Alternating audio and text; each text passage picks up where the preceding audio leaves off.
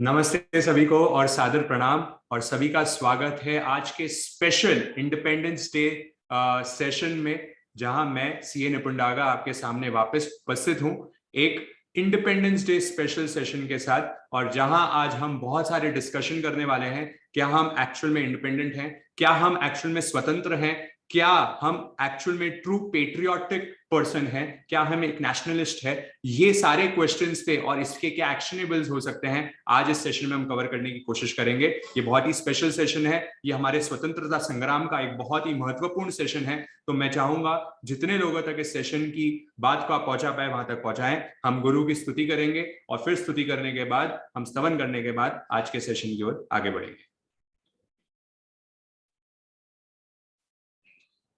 गुरु आपकी दिव्य शक्ति से ये ज्ञान अब सम्यक बने, तब कृपा की किरणों से ये आत्मा प्रदीप बने। डूब कर तुझ भक्ति में वितराग ध्यान कराया है, निज आत्मा में अब आप आओ, घर में गंध भगाना है। भक्तों के भगवान हो गुरु आप मेरे इष्ट हो, क्या बुलाऊं आपको गुरु, आप सदा मेरे साथ हो। तत्व चिंतक हर बहु श्रुत, हे परम ज्ञानी मुनि, रोम रोम में बसी है हो गुरु आप की छवि। निसंगता निर्मोहता शुद्ध संत की पहचान है, अपूर्ण को निपूर्ण कर दे, प्रमोद का मुझ में वास है, गुरु का मुझ में स्थान है। आज के सेशन की शुरुआत एक छोटे से क्वेश्चन से कर पाऊंगा, जिसका आंसर तुरंत से सभी जन अपने चैट बॉक्स पे देंगे। बड़ा सरल सा प्रश्न है जो सभी जन को 100% इसका आंसर आएगा ही आएगा। आप लोग मुझे बताएंगे 15 अगस्त 1947 को क्या हुआ था। 15 अगस्त 1947 को क्या हुआ था? बड़ा ही सिंपल सा और सरल सा प्रश्न है आप लोग के सामने। हाँ जी, फटाफट से सभी जन चैट बॉक्स पे, जो लोग यूट्यूब पे देख रहे हैं वो यूट्यूब पे, और जो लोग यहाँ पे देख रहे हैं हमारे साथ जूम पे वो जूम पे, कृपया फास्ट आपने आंसर दें। थोड़ा चैट बॉक्स पे भी एक्टिव रहेंगे तो हम एक दूसरे से बात भी कर पाएंगे। मैं रिक्वेस्ट करूंगा सभी जन से, जो लोग अपने वीडियोज ऑन कर सकते हैं वो वीडियोज ऑन करके बैठे, ताकि एकाग्रता और बनी रहेगी और हमें भी इंस्पिरेशन आपके साथ मिलती रहेगी।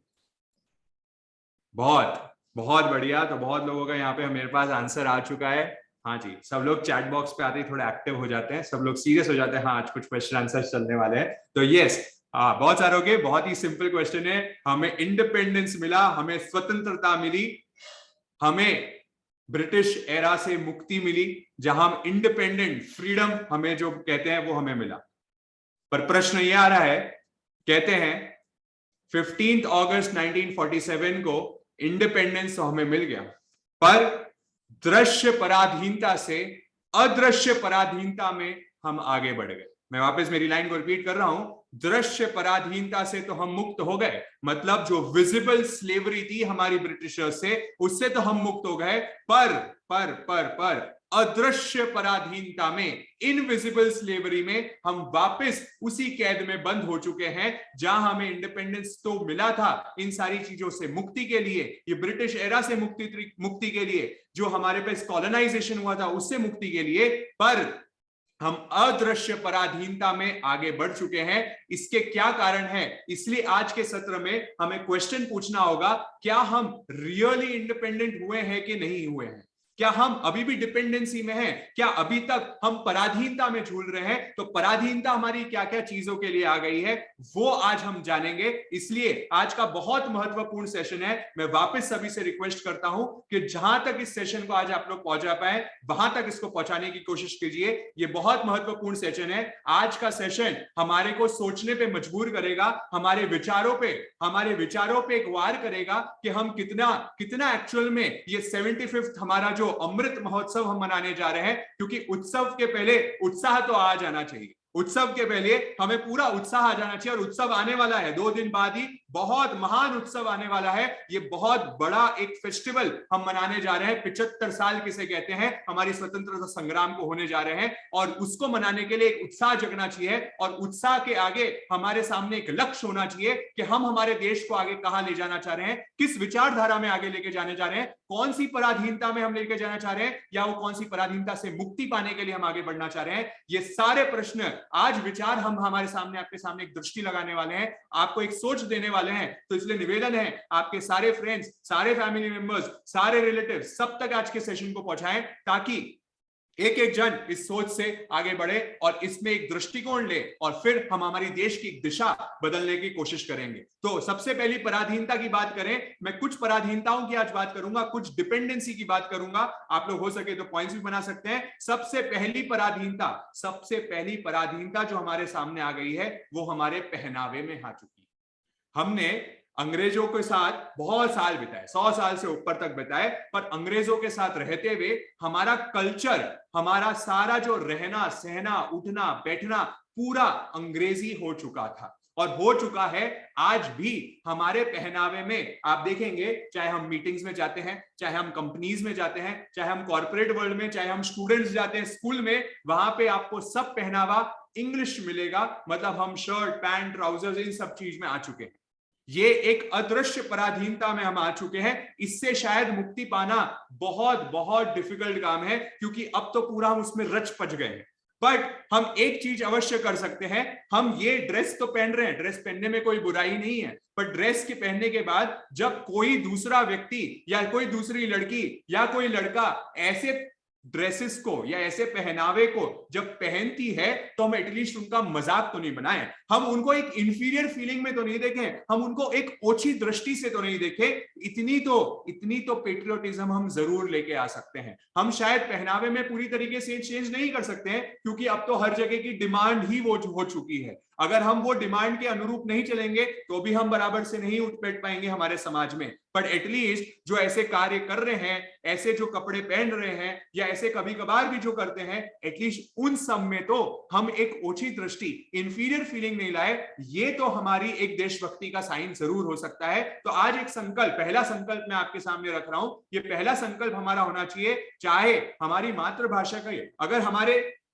हमारे इंडियन कल्चर की, हमारे सोसाइटी की अगर कोई रहन सहन कपड़े पहन रहा है, तो हम उनको बड़ी अच्छी दृष्टि से देखें। दूसरा, एटलीस्ट हम हमारे कपड़े इतने तो संस्कृति वाले रखें कि सामने वाले की आंखें नीचे नहीं हो जाए। ये बहुत महत्वपूर्ण है। मेरे को कहानी याद आ रही है स्वामी विवेकानंद की, और स्वामी विवेकानंद जब जा रहे थे शिकागो, है ना, आप लोग को मालूम ही है, बहुत वर्ल्ड ऑफ पार्लियामेंट, उसकी स्टोरी का भी आगे जिक्र करने के भाव रखता हूं। पर यहाँ पे जब वो जा रहे थे वहां पे शिकागो में, वो वर्ल्ड पार्लियामेंट की जो रिलीजन्स की मीटिंग होने वाली थी, वहां वो देने, अपना सेमिनार देने, अपनी स्पीच देने जा रहे थे, और वहां पे जाते जाते बीच में उनको खूब सारे अंग्रेज मिल गए।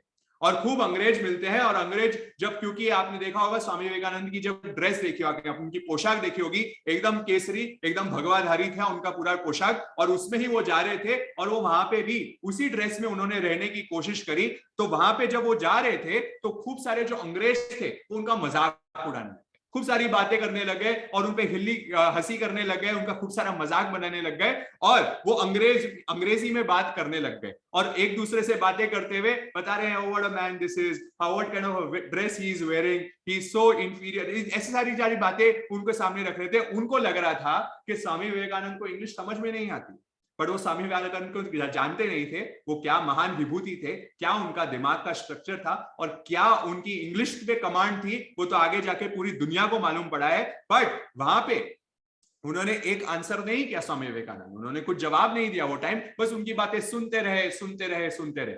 जब उनकी सारी बातें खत्म हो गई, स्वामी विवेकानंद मुस्कुराए और मुस्कुरा के उनको जवाब दिया। जवाब बड़ा महत्वपूर्ण है, हम सबके लिए बहुत इंपॉर्टेंट मैसेज स्वामी विवेकानंद ने दे दिया। वहां पे जाके मैसेज उन्होंने दिया, उनको बोला, इन the part of the world, अब बात बहुत ध्यान से सुनिए, इंग्लिश में बोल रहा हूं, फिर उसको हिंदी में भी ट्रांसलेट करूंगा आप लोग के लिए।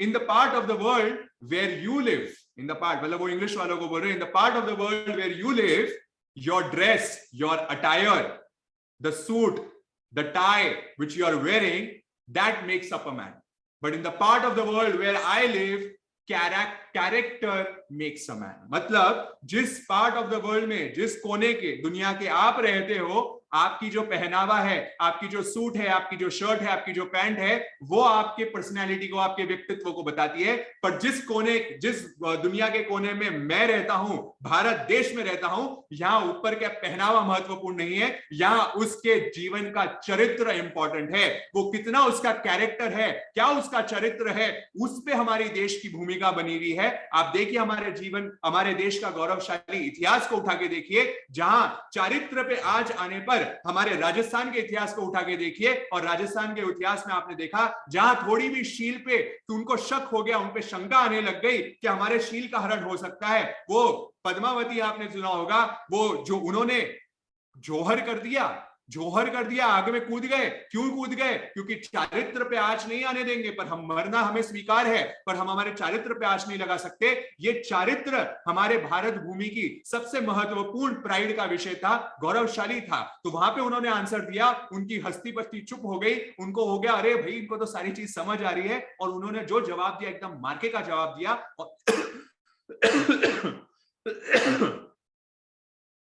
और ये जवाब हम सबको भी याद रहना चाहिए। ये जवाब जो कैरेक्टर बनाने वाला है, इस पे हमें ध्यान देना चाहिए, क्योंकि आजकल देखा जा रहा है, आज ही सुबह हमारी बात हो रही थी, तो सुबह कई कपड़े हमने देखे, तो लोग जा रहे थे, तो हमें भी हंसी मजाक में हमने कह दिया कि आजकल कपड़े क्या थोड़े छोटे ही आने लग गए है ना, आजकल बनते ही छोटे हैं ऐसा लगता है। तो वो कपड़े की साइजेस ही नहीं आ रही है, या छोटी साइज ही आजकल पहनना मंजूर कर रहे हैं सारे लोग ही। तो हमें इस बात का तो हमें तो ध्यान रखना है, और ये हमारा कर्तव्य है कि हम कौन सी संस्कृति में हैं। हम अगर कोई स्थानक जा रहे हैं, हम अगर कोई मंदिर जा रहे हैं, हम कोई अगर एटलीस्ट धर्म स्थानक में कहीं धार्मिक जगह तो जा रहे हैं, वहां तो हम हमारे कल्चर का पूरा ध्यान दें। अगर हम कोई ऐसी जगह जा रहे हैं जहां देश की कोई पब्लिक प्लेस है, वो पब्लिक प्लेस पे भी हमें हमारे चरित्र पे ध्यान रखते हुए हमारा पहनावा रखना चाहिए। इस बात का देखिए, जैसी पोशाक होगी वैसे ही हमारी विचारधारा आने वाली है। जिस तरीके का आप अटायर पहनते हो उसी तरीके से आपकी सोच बनती है। ये मैं नहीं कहता हूं, ये साइकोलॉजी कहती है। अगर आप देख लीजिए, अगर आप जब शर्ट पैंट और सूट पहन के जाते हैं, आपकी मन की स्थिति, आपका जो फ्रेम ऑफ माइंड हो जाता है एकदम अलग। आप एकदम मीटिंग के लिए तैयार हो जाते हो, आप एक कॉर्पोरेट वर्ल्ड के लिए तैयार हो जाते हो, वहां आपकी सोच पूरी वैसे बन जाती है। और एक जब आप ट्रेडिशनल वेयर में आते हो, एक आप कोई लड़कियां जो है जो वेस्टर्न क्लोथ्स में जा रही है, अगर वो ऐसे ही शॉर्ट कपड़े पहन के जा रही है तो उनकी सोच वैसे चलती है। और एक अगर सलवार सूट में या प्रॉपर साड़ीज में अगर ऐसे जाते हैं तो उनकी थिंकिंग एक अलग दृष्टि से चलती है। ये पहनावे का, मैं नहीं कह रहा हूं कोई चीज अच्छी है या कोई बुरी है, पर मैं ये कह रहा हूं कि हमारी संस्कृति जो है, हमारी संस्कृति वाले अगर पहनावे जिस दिन पे, एटलीस्ट जो दिन पे या जिस जगह हम पहनना चाहिए, एटलीस्ट वो जगह तो हम फॉलो करना शुरू करें। इतना भी हम करेंगे क्योंकि डिमांड सब जगह की अलग अलग है, हम कपड़ों को चेंज नहीं कर सकते हैं, बट जिस जगह इंपॉर्टेंट है उस जगह तो हमारी पराधीनता नहीं आए। हमें एक्चुअल में क्या हो गया है, हमारी गुलामी ऐसी हो गई है कि हमें लगने लगा है कि वो लोग जो पहन रहे हैं वो बड़ा अच्छा है और मैं जो पहन रहा हूं वो बड़ा नीचा है। यही सोच वो लोग देके जा चुके हैं हमें, और ये सोच को इतना अंदर हमारे घोल दिया है कि उनका पहनावा हमें बड़ा ऊंचा लग रहा है। आज जो फॉरेन के लोग पहन रहे हैं, चाहे अमेरिका के पहन रहे हैं, चाहे इंग्लैंड के पहन रहे हैं, वो पहनावा हमें बड़ा अच्छा लगता है। पर हमारा जो पहनावा, अगर हमारे गांव का व्यक्ति कोई पगड़ी पहन के और सलवार कुर्ता पहन के बैठा है, वो हमें पोशाक, वो हमें अच्छी नहीं लग रही, हमें वो बड़ी ओछी लग रही है। ये हम सबकी अदृश्य पराधीनता आ चुकी है। और ये हुई क्यों, इसका हमें रूट पे जाना पड़ेगा, जो दूसरी हमारी पराधीनता है, और वो है हमारा एजुकेशन सिस्टम। हमारा जो शिक्षण व्यवस्था बन चुकी है, ये पूर्णतः गुलामी की है, पूर्णतः पराधीनता की बन चुकी है। आप देखिए लॉर्ड मैकॉले, 1835 में आपको ले जाता हूं। लॉर्ड मैकॉले कौन है? लॉर्ड मैकॉले वो मैं आपको बता दूं, आज जो हमारा इंडियन एजुकेशन सिस्टम चल रहा है, वो मैकॉले एजुकेशन सिस्टम चल रहा है। जो सीबीएसई बोर्ड या एसएससी बोर्ड, जिस भी बोर्ड से आपने पढ़ाई आपकी कंप्लीट करी है, वो मैकॉले एजुकेशन सिस्टम था। पहले हमारे देश की व्यवस्था में, हमारे देश की प्राचीन इतिहास को आप उठा के पढ़ेंगे, आपको मालूम होगा कि हमारे हिस्ट्री में हमें विद्या का गुरु माना जाता था। We were the gurus of knowledge. और जहां नालंदा, तक्षशिला जैसी यूनिवर्सिटीज होती थी, जहां बाहर से, फॉरेन से लोग यहां पे आते थे, विदेश से लोग यहां पे आते थे पढ़ने के लिए, सारी विद्याएं सीखने के लिए, ये हमारा स्टेज था। ये मैं आपको कब बता रहा हूं? ब्रिटिशर्स के आने के पहले की बातें बता रहा हूं। ये हमारे देश की स्थिति थी। और ब्रिटिशर्स ने आके देखा, ब्रिटिशर्स वर वेरी स्मार्ट, बहुत ही होशियार व्यक्ति थे, बहुत ही इंटेलिजेंट मैं कह सकता हूं लोग थे, क्योंकि उन्होंने देख लिया कि सिकंदर जैसे भी लोग आए यहाँ पे देश में, वो भी हमारे देश को लूट के जा नहीं पाए, वो जीत के नहीं जा पाए। तो ब्रिटिशर्स ने थोड़ी स्ट्रैटेजी अपनी चेंज करी। उन्होंने देखा कि अगर हमें भारत को जीतना है, अगर हमें भारत पे कॉलोनाइजेशन करना है, यहाँ की स्ट्रैटेजीज हमें थोड़ी चेंज करनी पड़ेगी। और स्ट्रैटेजीज चेंज करने के लिए उन्होंने वार किया हमारी संस्कृति पे। उनको किया डिवाइड एंड रूल, इन दोनों एक दूसरे से भिड़ाओ, एक दूसरे को, राज्य को एक दूसरे से भिड़ाओ, और इनके कल्चर को ही इंटरनली, इनके रूट्स को खत्म करने की कोशिश करो, इनकी संस्कृति पे वार करना कोशिश करो। इनको ये फीलिंग दिलवाओ कि हम जो पहन रहे हैं, हम जो बोल रहे हैं, हम जो पढ़ाई कर रहे हैं, ये सब ओछी है, और वो जो बाहर वहां हो रहा है वो सारा अच्छा है। मैं आपको कोई ऐसी वैसी बातें नहीं बता रहा हूं, मैं ये मिनट्स की बातें, जो मीटिंग हुई, लॉर्ड मैकॉले ने जो उनके पार्लियामेंट में जाके मीटिंग में जो चीजें बताई है, उसके मिनट्स आपके सामने रख रहा हूं, उसकी समरी यहां पे रख रहा हूं। उन्होंने कहा कि we should create an India in blood and colour, but English in taste and opinions, in morals and in intellect. मतलब उनके खून और कलर में तो वो भारतीय रहेंगे, पर उनके टेस्ट में, उनकी सोच में, उनकी ओपिनियन में, सब में आप विदेशीकरण कर दीजिए, सब में उनको इंग्लिश ऊंची बता दीजिए, तो उनको बड़ा, उनकी संस्कृति अंदर से ही खत्म होनी शुरू हो जाएगी। इसलिए उन्होंने ऐसे एजुकेशन सिस्टम को यहां अडॉप्ट किया। पहले आपको मालूम होगा हमारी संस्कृति में हुआ करते थे गुरुकुल एजुकेशन सिस्टम। यहां पे होता था गुरुकुल शिक्षण पद्धति, और ये गुरुकुल शिक्षण पद्धति में जहां गुरु के सामने समर्पण, विनय, अध्यात्म, ये सारी चीजें वहां पे उनको सिखाई जाती थी। कितनी कितनी कलाएं वहां पे सिखा दी जाती थी। ये सब हमारी भारतीय शिक्षण पद्धति थी। और आज जो हमें पद्धति में पढ़ाया जा रहा है, आप सोच सकते हैं बस हमें 3, 4, 5 सब्जेक्ट पढ़ा देते हैं, और हमें उसमें भी वही सारी चीजें सिखाई जाती है जो हमें आगे जाके सर्वेंट्स बताएं। क्योंकि ब्रिटिशर्स जब ये सिस्टम लाए, उनको सर्वेंट्स चाहिए थे, उनको नौकर चाहिए थे, जो उनके ब्रिटिश एम्पायर को अच्छे से उनको संभाल कर सके, जी हुकुमी कर सके, ऐसे लोग उनको वहां चाहिए थे। और इसलिए उन्होंने वो पद्धति यहाँ पे लाई। आप देखिए हमारी स्थिति को, हमारे पद्धति को देखिए, ऐसी ऐसी विद्याएं आज भी इस देश में वापस पुनरावर्तन हो रहा है। ऐसे बहुत सारे गुरुकुल वापस चालू हो रहे हैं। साबरमती आप गुरुकुल जाएंगे, अहमदाबाद में वहां जाएंगे, वहां ऐसा साबरमती गुरुकुल चल रहा है। मैं कुछ टाइम पहले, 1-2 महीने पहले वहां था, वहां पे एक शिविर 3 दिन का अटेंड किया, और वहां देखा मैंने, मेरी आंखों से देख के आया। हमारे पास एक बच्चा है, पावर ऑफ एजुकेशन बता रहा हूं, पावर ऑफ भारतीय हमारी संस्कृति की जो एजुकेशन सिस्टम गुरुकुल पद्धति से वो बच्चा पढ़ा हुआ है। वो अभी लगभग आप समझ लीजिए 15-20 साल के उम्र के होंगे, और लगभग 10 साल से उस पद्धति से पढ़ रहे हैं। और वहां पे हमने देखा कि हमने उनको calculation the, 1,85,75,300 plus this minus this into this, हमने उनको दी, और 1 मिनट के अंदर अंदर उन्होंने पूरे आंसर हमें दे दिए। विजुअलाइज, उनको कैलकुलेट करते हुए, दिमाग में मेंटली करते हुए उन्होंने आंसर दे दिया। वहां पे ऐसी ऐसी विद्याएं वहां पे सिखाई जा रही है। शतावधान आपने सुना होगा, शतावधान के बारे में सुना होगा। शतावधान, ये वैदिक मैथ्स की बात मैंने बताई, बिल्कुल। और वहां पे और विद्याएं, मैं आपको बता रहा हूँ, ये हमारी विद्याएं थी जो हमें बिल्कुल नहीं सिखाई गई। हमारे से आज मेरे जैसे बच्चे को भी, जब हमने बचपन में पढ़ा, ना मुझे आयुर्वेद आता है, ना मुझे ज्योतिषी आती है, ना मुझे वैदिक मैथ्स आता है, ना मुझे योगा आता है, ना मुझे क्या खान पान होता है, ये सारी चीजें हमें कुछ नहीं सिखाई गई। और बेस्ट पार्ट, जो हमने सीखा भी वो भी हमें ढंग से याद नहीं है।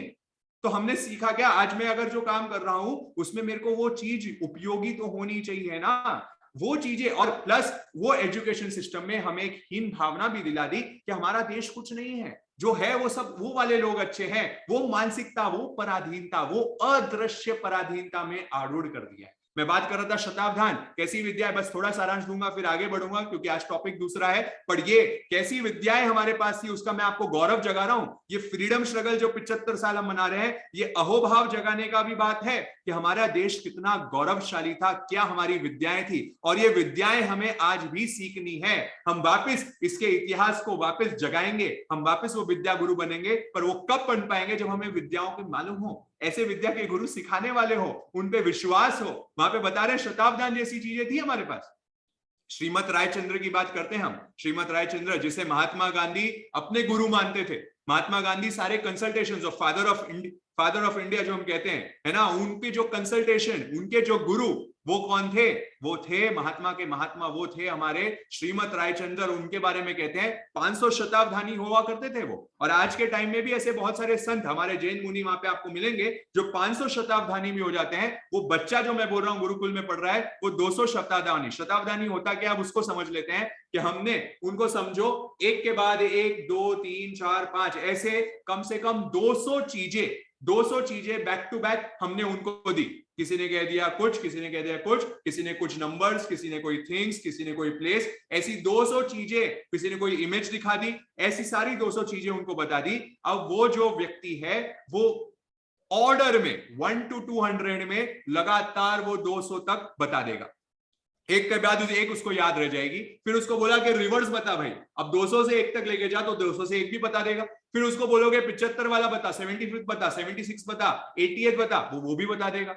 ये सारी विद्याएं, ये मेमोरी की पावर, ये ब्रेन की पावर, ये फोकस एंड अटेंशन की बात हमारे एजुकेशन सिस्टम में बचपन से सिखाई जाती थी। क्योंकि हमारे एजुकेशन के कुछ मूल थे, हमारे कुछ मूल संस्कार दिए जाते थे।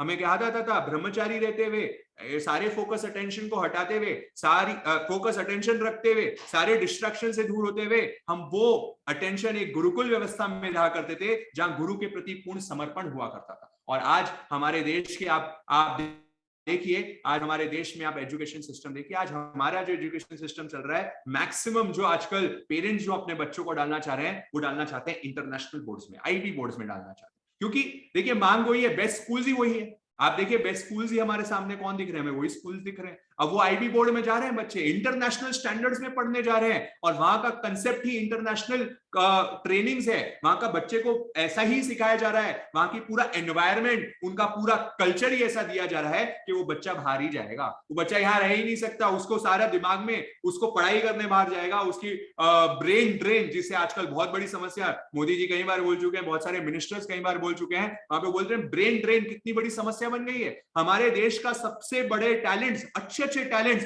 वो देश के बाहर चल जाते हैं, क्योंकि हम उनको यहाँ पे, उनको एक अहोभाव नहीं होता कि हमें हमारे देश के लिए कुछ करना है, हमें देश के लिए कुछ करना है। हमारे देश में कैसे कैसे मान हुए, आप देखो विमला ठाकर जो कि आचार्य विनोबा भावे, फ्रीडम स्ट्रगल में बहुत बड़ा काम जिन्होंने किया, आचार्य विनोबा भावे ने एक आंदोलन छेड़ा जिसे कहा भूधन आंदोलन। आप लोगों में से कई लोग जानते होंगे, बाद में गूगल पे सर्च कर सकते हैं, जहां लैंड्स देने की बात करी है ना, भूमि देने की, दान देने की बात करी कि हमारी भूमि ले लो, और भूधन आंदोलन जिसे कहा, बाद में उसकी डिटेल में नहीं जा रहा हूं, पर हाँ भूधन आंदोलन का। और विमला ठाकर जगह जगह, गांव छोटे छोटे कस्बों में जाके वहां पे इसकी बताने लग गई, ये भूधन आंदोलन की सारी वो मार्केटिंग करने लग गई। और वहां पे उनको एक छोटी सी आदिवासी, एक गरीब घर की एक औरत वहां मिलती है, और गरीब औरत मिलती है और बोलती है मेरे पास 40 डेसिबल लैंड पड़ा है।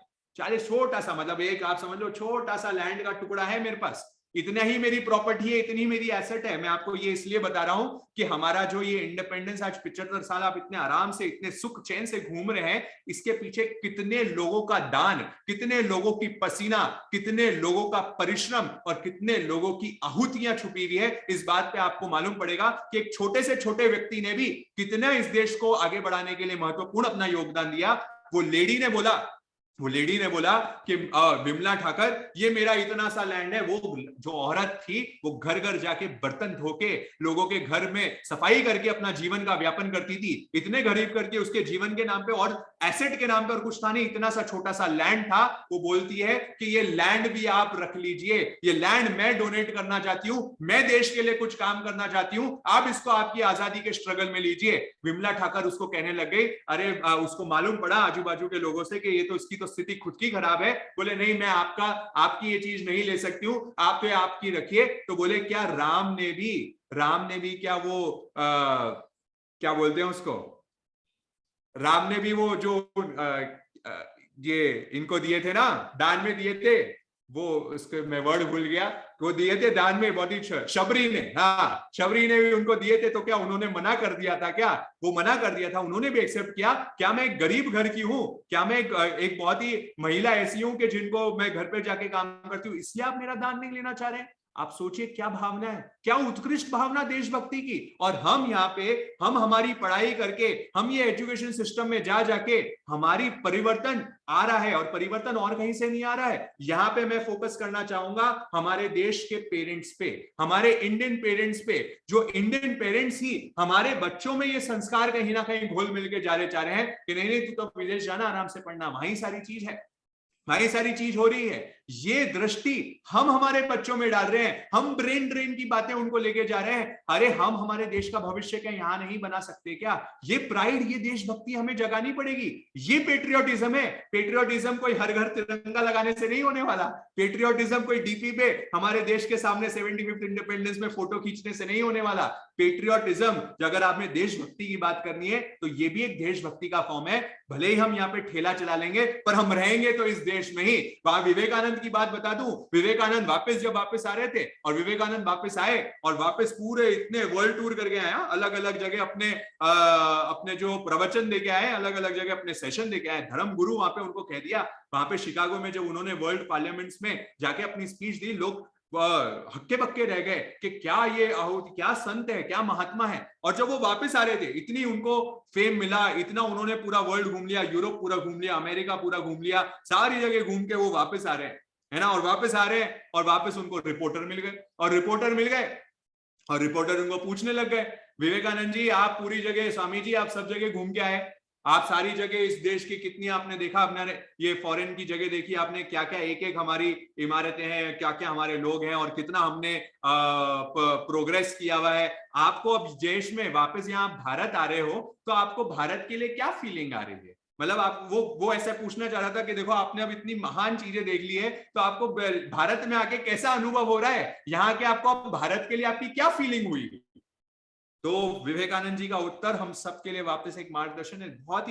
बहुत ही अमेजिंग पर्सनालिटी है स्वामी विवेकानंद, और उन्होंने जो आंसर दिया हम सबको मूव करेगा। उन्होंने कहा, पहले तो मैं भारत की केवल पूजा करता था, पर आज जब मैं पूरे विश्व को घूम के आया हूं, और आज मैं जब वापस मेरे भारत देश को देखता हूं, तो यहाँ की मिट्टी भी मुझे तीर्थ के समान लग रही है। यहाँ की मिट्टी भी मुझे तीर्थ के समान लगती है। यहाँ की मिट्टी इतनी पवित्र है, जहां पे इतने महान साधु संत, इतने ऋषि मुनि, इतने लोगों ने अपना बलिदान देके इस देश को आगे बढ़ाया है। यहाँ पे इस देश की मिट्टी भी मुझे तीर्थ के समान लगती है। ये भक्ति इतनी जगह चकाचौंध देखने के बाद, इतना फेम देखने के बाद भी स्वामी विवेकानंद आके ये उत्तर यहाँ पे हमें दे रहे हैं, तो हमें समझना पड़ेगा कि हमें दृश्य पराधीनता में नहीं जाना है, हमें वो एजुकेशन सिस्टम को समझना पड़ेगा। एटलीस्ट हमें हमारे पेरेंट्स को ये बात अपने दिलो दिमाग में छाप लेनी चाहिए कि हम हमारे बच्चे को, भले ही आपको बाहर पढ़ाने भेजना है भेजिए, एक्सपोजर के लिए भेजना है भेजिए, पर एटलीस्ट उसके रूट्स में इतनी चीज स्ट्रॉन्ग कर दीजिए, देख भाई आना तो तेरे को वापस यहीं पड़ेगा, आना तो तेरे को मातृभूमि के लिए ही पड़ेगा। ये उसके दिमाग में एकदम जी जान में उसके लगा दीजिए चीज। अच्छा चलो, कई बार हो सकता है कि किसी की फाइनेंशियल कंडीशन इतनी अच्छी नहीं रहती है, तो वो बाहर, उसको अपॉर्चुनिटीज मिल जाती है, वो बाहर चले जाते हैं। बहुत सारे ऐसे लोग हैं जो हमारे साथ फॉरेन से अभी यूटर्न सेशन में भी हमारे सेशंस में जुड़ते हैं, कई बार जुड़ते हैं, बाहर से भी लोग जुड़ते हैं। बट मैंने देखा, बहुत अनुभव किया कि वो लोग वहां भी रह रहे हैं क्योंकि उनकी यहाँ पे परिस्थितियां, शायद उनको अपॉर्चुनिटीज वहीं मिले, कोई बात नहीं, पर वहां रहते हुए भी वो देश के लिए जो अहोभाव है वो हमारा कम नहीं होना चाहिए। बस इतनी तो बात हम हमारे बच्चों में रखें। ये अभी पढ़ाते वक्त ही संस्कृति देने की बातें हैं। To educate a man in only academics and not in morals is to create a menace in the society। ये थियोडोर रूजवेल्ट की मैं आपको कोटेशन बता रहा हूं। अगर एक व्यक्ति को केवल आपने पढ़ाई पढ़ाई पढ़ाई, एकेडमिक्स एकेडमिक्स और एकेडमिक्स में केवल ट्रेन कर दिया और उसको मॉरल्स में, उसके संस्कारों में उसको शून्य रख दिया, तो आपने एक समस्या इस सोसाइटी को, इस समाज को दे दी है। आपने आपके बच्चों को संस्कार के नाम पे क्या दिया? क्या हमारे भारतीय कल्चर के लिए उनको कुछ अहोभाव जगाए? क्या उनको ये फील करवाया कि देख भाई, ये जो पहन रहे हैं ना, ये जो तू बोल रहा है ना, ये जो तू काम नीचे बैठ के खाना खा रहा है ना, ये कितनी महान चीजें हैं। यहाँ का जो देसी खाना तू खा रहा है, ये कितनी महान चीजें हैं। बच्चों को नहीं है। आप देखें आजू बाजू अपने बच्चों को, थोड़ा आप थोड़ा घूमे, और आप लोग तो खूब परिचित हैं आजू बाजू के बच्चों से, और देखिए वो क्या फीलिंग से हमारे भारतीय चीजों पे नजर डाल रहे हैं। ये वो बच्चों की गलती नहीं है, ये बच्चों की बिल्कुल भी गलती नहीं है। ये जो गलती है, ये पेरेंट्स की है, ये अभिभावकों की। ये अभिभावक समझना चाहिए, क्या आप बच्चों को वो संस्कार दे रहे हैं?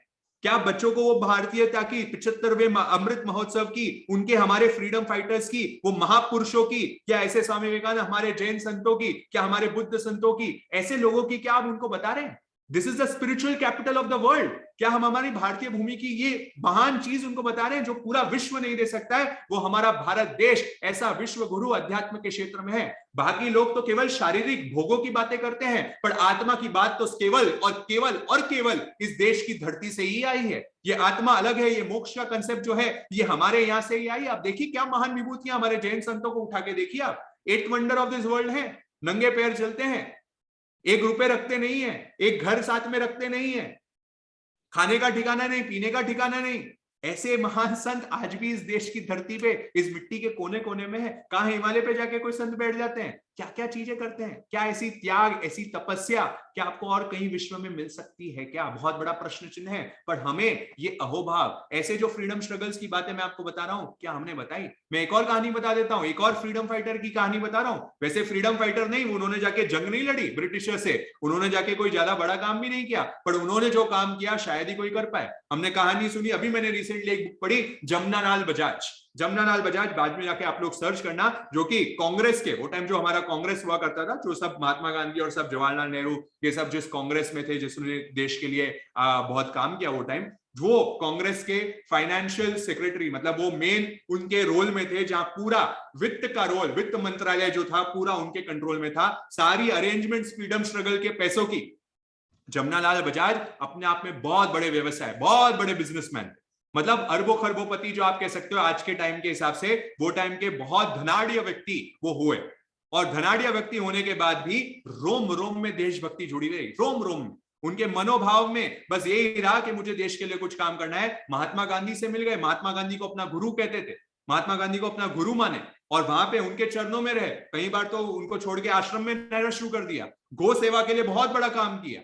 और महात्मा गांधी सारे जो फ्रीडम स्ट्रगल की जितने पैसों की व्यवस्था इकट्ठा करने की बात होती थी, वो तन मन और धन से जमुनालाल बजाज उसमें समर्पित होते हुए काम करने लगे। आगे जाके उन्होंने बहुत मूवमेंट्स की बातें करी, बहुत मूवमेंट्स उन्होंने खुद लीड किए, खुद जेल गए, पर उसके बाद भी जमुनालाल बजाज, देखो उन्होंने किया जो किया, उनकी बहुत कम उम्र में डेथ हो गई, लगभग 35-40 साल की उम्र में उनकी डेथ हो गई। पर डेथ होने के बाद भी उनकी बीवी ने, उनकी भी, मैं आपको बता रहा हूं कि सिर्फ आप ये मत सोचिए कि हाँ आप लोग जो सुन रहे हैं उनमें तो बड़ी इंडिपेंडेंस, हमें बड़ी देशभक्ति है, हमें तो हमारी मातृभूमि के लिए बड़ा प्यार है, वो ही केवल इनफ नहीं है। वो जमुनालाल बजाज के उदाहरण से मैं कह रहा हूं, कैसे उन्होंने अपनी पत्नी में भी वो भाव डाल दिए। उनकी पत्नी भी इक्वल, उसके मरने के बाद उन्होंने, पहले तो उनका एक भाव आ गया कि मैं सती हो जाऊं, मर जाऊं, पर उन्होंने फिर वो नहीं किया। उन्होंने देखा मेरे पति का सपना था देशभक्ति का, उन्होंने देश के लिए इतना काम किया, वो पूरी जुड़ गई। आगे जाके वो भी जेल में गई, खूब सारी चीजें हुई उनके साथ भी, पर उन्होंने अपनी फ्रीडम स्ट्रगल को उनकी आगे बढ़ाई। अच्छा, उन दोनों के बाद उनके जो 2 बेटे हुए वो भी खूब अमीर, क्योंकि पिता का सारा विरासत में उनको धन मिला। वो बच्चे भी पूरे तन मन धन से पूरे इन्वॉल्व रहे फ्रीडम स्ट्रगल के लिए। मतलब एक जन नहीं, पूरा परिवार का परिवार, जब देश की संस्कृति के लिए हमारे बिल्डिंग ब्लॉक्स। और ऐसा एक परिवार नहीं हुआ है हमारे देश में, आप सोचो कितने परिवारों के बलिदान इस देश की धरती को मिले हैं, जब आप जाके आज मैं बड़ा सुख चैन से यहां जी रहा हूं। अरे याद करो भगत सिंह की कहानियां, याद करो 23 साल की उम्र में जो फांसी के तख्ते पे चले गया। केवल 23 साल की उम्र में आप सोच सकते हैं, इमेजिन करके देखिए 23 साल में आपकी क्या समझ थी, क्या आपको आता था। पर 23 साल की उम्र में वो कुर्बानी देके गया। क्यों देके गया? क्या ये बिलीव करने के लिए कि वो लोग ऊंचे हैं और हम नीचे हैं? क्या ये संस्कृति को? क्योंकि आगे पराधीनता की बात जो मैं कह रहा हूं, पहले मैंने बात कर दी पहनावे की, दूसरे मैंने बात कर दी शिक्षण की, और तीसरी मैं बात करना चाह रहा हूं वो है हमारे भाषा की।